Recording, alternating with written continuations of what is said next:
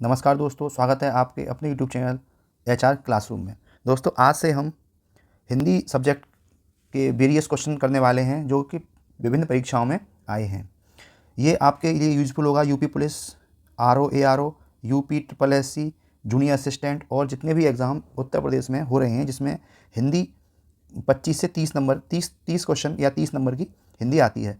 तो हम यहाँ पर वही क्वेश्चन डिस्कस करेंगे जो कि प्रीवियस ईयर पेपर में कहीं ना कहीं पूछे गए हैं। तो आज से हम शुरुआत कर रहे हैं। आपको हमारा ये प्रयास अच्छा लगता है तो प्लीज़ आप लाइक कीजिए, सब्सक्राइब कीजिए, जिससे कि हमें मोटिवेशन मिलेगा और हम ऐसे ही इन्फॉर्मेटिव सेशन आपके लिए लाते रहेंगे। चलिए आज शुरू कर रहे हैं पहले टॉपिक से, ध्वनि एवं हिंदी वर्णमाला के वर्ड क्रम। ये पहला टॉपिक है, यहीं से शुरुआत कर रहे हैं। तो पहला क्वेश्चन देखिए, क्वेश्चन कितनी कितनी बार कहाँ कहाँ आया हुआ है। ठीक है, पहला क्वेश्चन भाषा की सबसे छोटी इकाई को क्या कहा जाता है? वर्ड, उच्चारण, पद या शब्द? सही विकल्प हो जाएगा आपका भाषा की सबसे छोटी इकाई को वर्ड कहा जाता है। वर्ड को दो भागों में बांटा जाता है, एक होता है स्वर, एक होता है व्यंजन। ठीक है, और हिंदी वर्णमाला में कुल कितने वर्ड होते हैं? 52 वर्ड होते हैं, जिसमें स्वर कितने होते हैं? स्वर होते हैं 11 और व्यंजनों की संख्या कितनी होती है? 41। ठीक है, देखिए कितने पेपर में, कितने परीक्षाओं में ये प्रश्न आया हुआ है। दूसरा, भाषा की सार्थक तथा लघुत्तम इकाई किसे कहा जाता है? शब्द, वर्ण, अर्थ या मात्रा? सही विकल्प हो जाएगा आपका शब्द। भाषा की लघुत्तम इकाई शब्द को माना जाता है। ठीक है, लेकिन उच्चारण की दृष्टि से भाषा की लघुत्तम इकाई क्या होती है? ध्वनि होती है उच्चारण की दृष्टि से। चलिए आगे प्रश्न करते हैं। प्रश्न संख्या 3। भाषा की मूल इकाई क्या है? भाषा की मूल इकाई क्या है? अक्षर, ध्वनि, संकेत या वर्णमाला? तो भाषा की मूल इकाई होती है आपकी ध्वनि। सार्थक इकाई क्या होती है? वाक्य। भाषा की सार्थक इकाई क्या होती है? वाक्य। ठीक है, और पद की सबसे छोटी इकाई क्या होती है? अक्षर। देखिए 3 क्वेश्चन हैं। देखिए पहला क्वेश्चन है, भाषा की सबसे छोटी इकाई कौन सी होती है? वर्ड। ठीक है, सबसे छोटी इकाई होती है वर्ड। भाषा की लघुत्तम इकाई क्या होती है? सार्थक क्या होती है? शब्द। ठीक है, और भाषा की मूल इकाई क्या होती है? ध्वनि। ध्वनि, अक्षर, शब्द, वर्ड, इस तरह से क्रम चलता है। ठीक है, जो भी ऑप्शन में वो देख लेना। ध्वनि, अक्षर, शब्द, वर्ड। ये सबसे छोटी है, फिर इससे बड़ी है, फिर इससे बड़ी है, फिर इससे बड़ी ये है। जो भी आपके विकल्प में दे रखा हो उससे आप कर देना। ठीक है, ये बहुत ही कन्फ्यूजिंग क्वेश्चन है तीनों। प्रश्न संख्या 4, वर्णों के कितने भेद हैं? अभी बताया था वर्णों के 2 भेद होते हैं, स्वर और व्यंजन। 5, हिंदी भाषा की कुल वर्ड लिपियाँ हैं, यानी हिंदी भाषा में कुल कितने वर्ड होते हैं? अभी बताया था कितने कुल वर्ड कितने हैं? 52। ठीक है, इसमें आपके स्वर कितने हैं? स्वर हैं आपके 11। और व्यंजन कितने हैं? व्यंजन आपके 5 5 25 का वर्गीय हो जाएगा।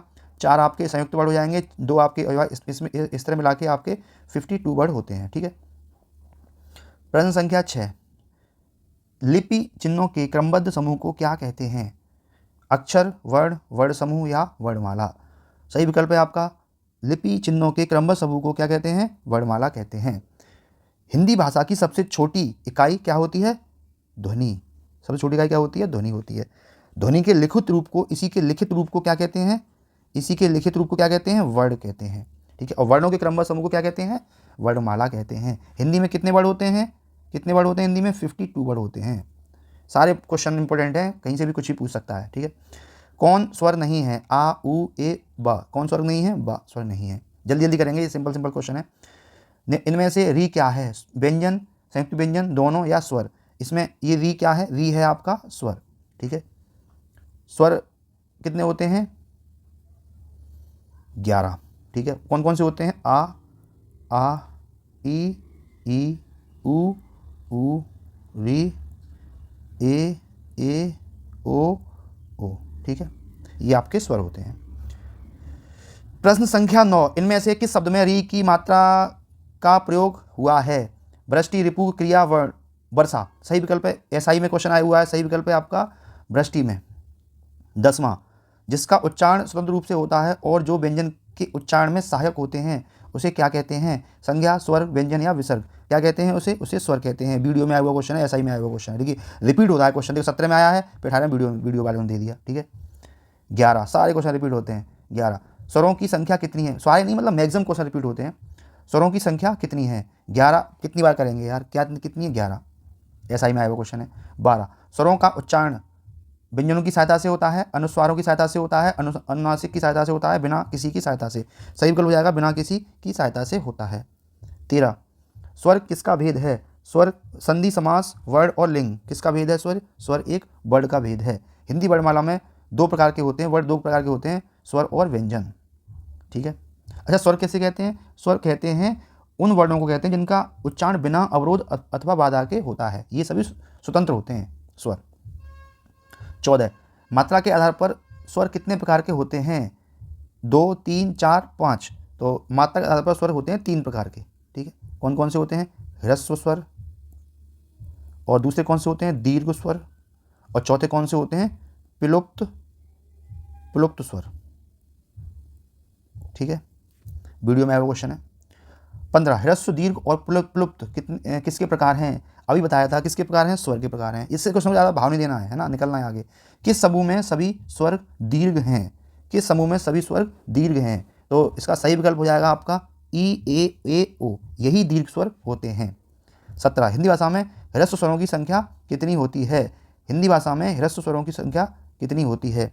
देखिए, मूल ह्रस्व स्वर कहते कैसे हैं? 11, 4, 7। देखिए, ह्रस्व स्वर को कहते कैसे हैं?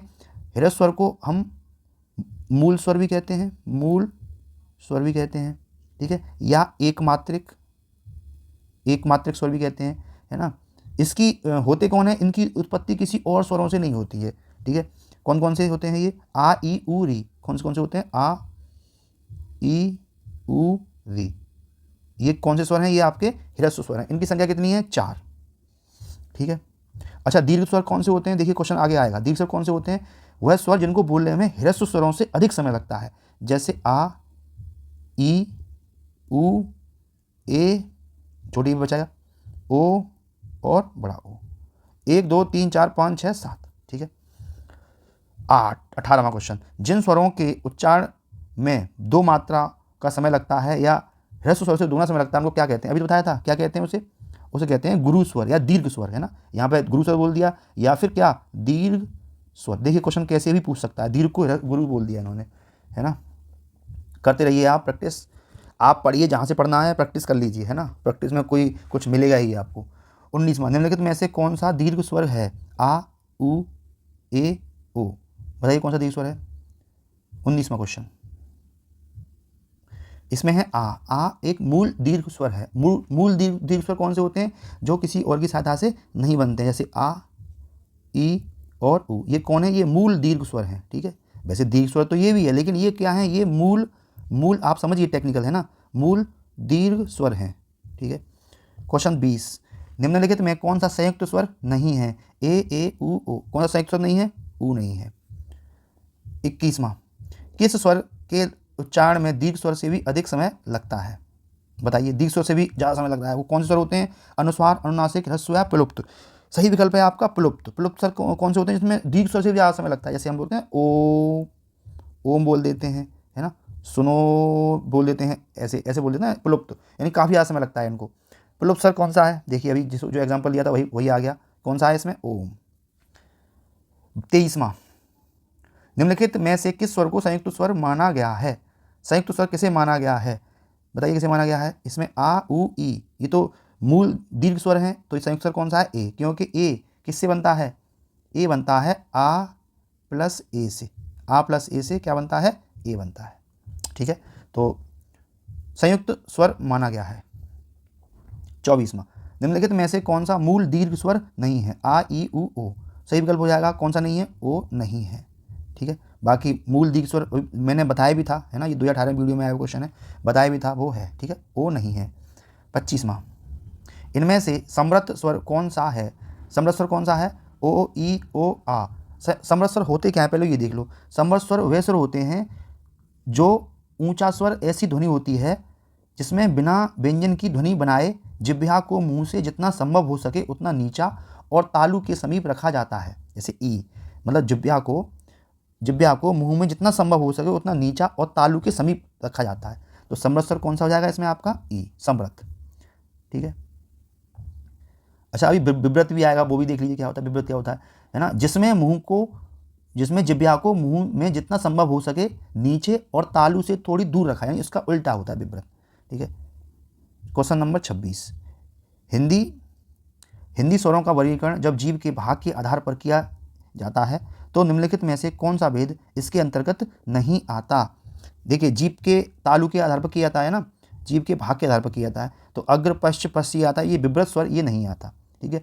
अग्र स्वर कौन से होते हैं? दो होते हैं अग्र स्वर, है ना, जैसे अ, ये अग्र स्वर है। पश्च स्वर जैसे आ, है ना, ओ, ई कौन सा है? ये ई क्या है? ये मध्य स्वर है। ठीक है। अभी आगे क्वेश्चन आएंगे, करेंगे उनसे, ये लोअर में आया हुआ क्वेश्चन है।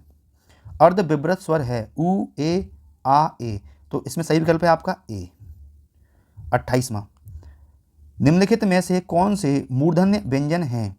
फ, ड, मतलब मूर्धा से जीभ टकरा रही है, वो कौन से हैं? ग, आप बोल के देखिए, डा, इसकी टकरा रही है, तो आपका विकल्प डा सही है, ये मूर्धन्य व्यंजन है। 29, निम्न में से का वर्ड का उच्चारण स्थान क्या है? उच्चारण स्थान क से, क वर्ड के जो शब्द हैं वो किससे बोले जाते हैं? कंठ से, क, ख, ग, घ, ण, तो ये कंठ का उच्चारण स्थान है। यार अलावा किस वर्ग के व्यंजक हैं? ऊष्म, अंतस्थ, दंत्य और तालव्य। तो पता ही है कि ये क्वेश्चन कई बार पेपर में आया है, क्या है ये अंतस्थ व्यंजन होते हैं, यार अलावा। तो आज पहला दिन था हमारा सेशन का, तो आज हमने 30 क्वेश्चन ही रखे हैं। कल से हम 40 क्वेश्चन की सीरीज लेके आएंगे और सिर्फ और सिर्फ 20 मिनट में आपको हम 40 क्वेश्चन का कंटेंट देंगे। ठीक है। कहीं पर आप पढ़ने जाएंगे तो कम से कम आपके 2 से ढाई घंटा ख़राब करते हैं, 1 घंटा तो मान ही के चलिए आप। हम यहाँ पर कम से कम समय में बिल्कुल टाइम ख़राब नहीं करेंगे, आपको बिल्कुल सटीक आपके जो क्वेश्चन है वो कराएंगे। ठीक है। प्रैक्टिस कराएंगे, आप पढ़िए जहाँ से पढ़ना है, प्रैक्टिस कर लीजिए, जिससे कि आपको आपके बारे में एहसास होगा कि आप जो पढ़ रहे हैं वो सही है कि नहीं है, आपको और कितनी मेहनत करनी है। और यार नौकरी तो लेके ही मरना है ना, इस दुनिया में आए हो तो नौकरी लेके ही मरना है, बिना नौकरी के नहीं मरना है। ठीक है। तो फिर ठीक है, मिलते हैं कल, बहुत बढ़िया से करेंगे कल से शुरुआत। आज तो हम 30 ही क्वेश्चन लेके आ पाए। ठीक है। टाइम लगता है बहुत, तो प्लीज़ आपको ये हमारा प्रयास अच्छा लगा तो आप हमारे चैनल को लाइक कीजिए, सब्सक्राइब कीजिए। ठीक है। Thank you. जय हिंद, जय भारत।